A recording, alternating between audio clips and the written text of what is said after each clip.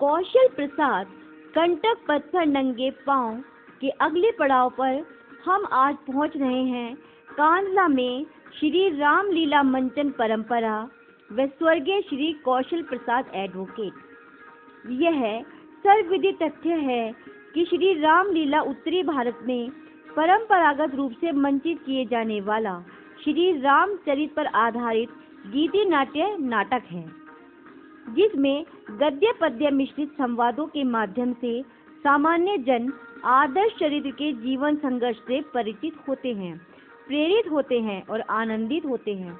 यह सामान्य रूप से विजयदशमी पर्व के अवसर पर आयोजित की जाती है।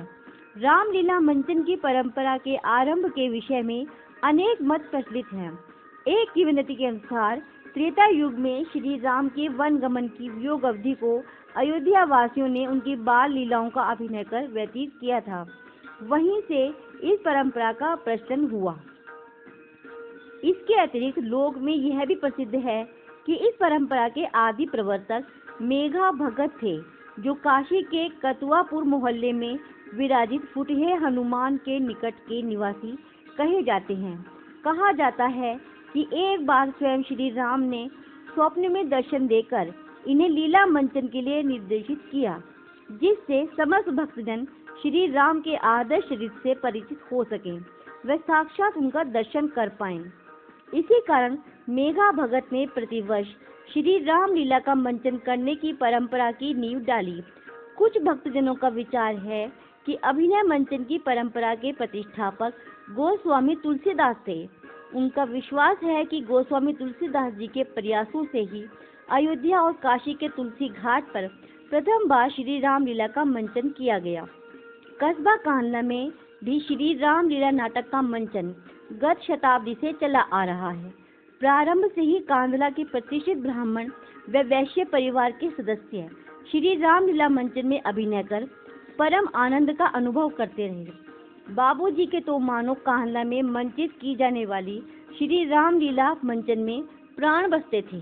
बाबूजी बताते थे कि पहले केवल दिन में ही मंडप, मोहल्ला रायजात गान में ही श्री राम लीला का मंचन किया जाता था और सीता पैदा की लीला सीता चौक पर हमारे पैतृक आवास के सामने ही आयोजित की जाती थी, जिसमें महिलाओं व पुरुषों, बच्चों की भारी भीड़ सड़क व छज्जे आदि पर एकत्रित होती थी।